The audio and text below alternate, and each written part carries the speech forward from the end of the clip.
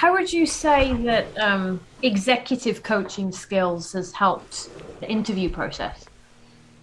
Well, I think when I've what I have learned is, there are different kinds of organizations. There are different kinds of job positions. There are different kind of fields and cultures, and there's definitely a sense of, I think the size of the organization also matters too. So when I was doing executive coaching, the organizations I were working with were quite large, and people in there had there were more guardrails of what their project wasn't, and they had more people that they were reporting to. It was more of a traditional, larger workforce, and those kind of sessions.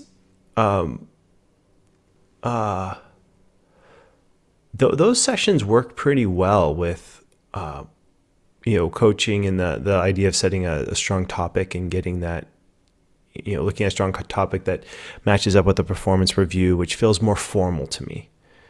And I feel like that formality is really useful, but it's not something that, like Coach Training EDU, we're just a smaller organization. We only have 12 full-time people. We don't really have the luxury of having too much routine yet, because there's a new project. There's always a new thing. There's some people are, the 2.0 is finished now, so we moved on to health and wellness, but that will be finished soon. So there's always I'm yearning for a routine, but we just don't have it yet. We're still more of a startup phase, and we're a smaller company. So when people ask me, so what's the exact job description? I don't really have one. We have ideas of okay, these are the areas, but it's not like someone has been doing this for 2 years. We know exactly what their checklists are. Here are their checklists go. We're just not there yet. And I want to be, but that's the state of the organization. So I feel like from an executive coaching standpoint, it's funny to have most of the companies I've worked with be very large, where this one's very small, and to feel the difference, but I respect the difference. And I think I'm understanding the difference more now. So in these interview processes, I'm very clear on this is where we are as an organization, and some people love it, some people don't, and that's okay. If you don't like it, it's not for you, that's fine too. It's better if we find this out now rather than 3 months from now. So that's my perspective on it. Might I add to that, 12 full-time people, but impacting thousands of people's lives. We have 15 trainers, so 12 full-time people and 15 contracted trainers, so 27 people total. That's a number. That's a lot. That's a thing. Exactly, 27 people, and then all the people that go through the programs and all of the people that they coach. It's remarkable, really. Mm-hmm, mm-hmm. And yeah, I was looking at, just thinking about how does that feel when you think about it like that? Well, I've been in it for a while, so it feels it's definitely normalized, because this has been happening for 5 years now, 5 years, not this large, but a number of people. When I take a more of a bird's eye view and think of where I was I started out as a Latin teacher to now, it's a little surreal. I have to be transparent. Part of me thinks I'm going to wake up and, be faced with a class of 20, 13-year-olds again and realize, okay, I'm a 7th grade Latin teacher again, trying to get them to choose Latin for 8th grade. That's what I did.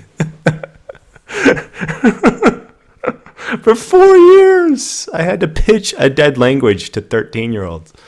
And hopefully, a certain number of them would say yes so that we could keep the program alive.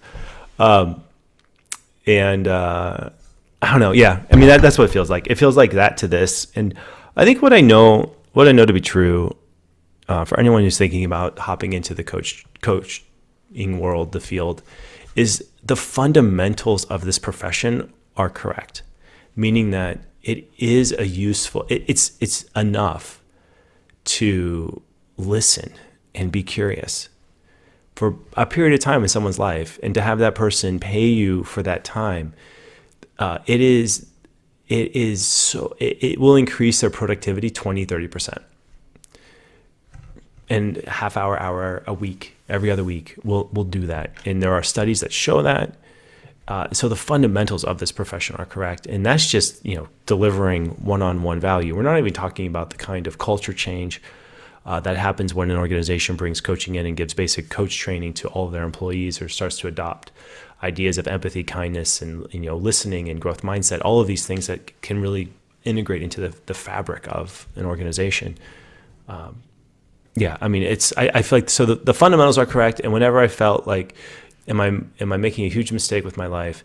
I have a full-time job teaching. I love teaching. It's fun to do. But then, hey, I'm going to just jump and be a full-time coach. Like, really? With a 1-year-old? And we're going to move 5 hours away in a whole new city and make this work? I mean,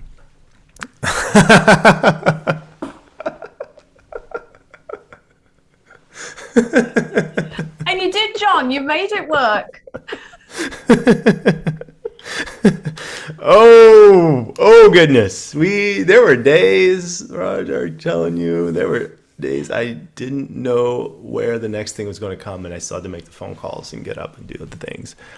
And wow, I look back at it now and think it was a journey, but it was totally worth it. And I feel like we're only just getting started with the impact that we can have as an organization. So it's like, buckle up. It's going to get really cool really soon. Absolutely. And that is such a beautiful segue into the question that I have for you next.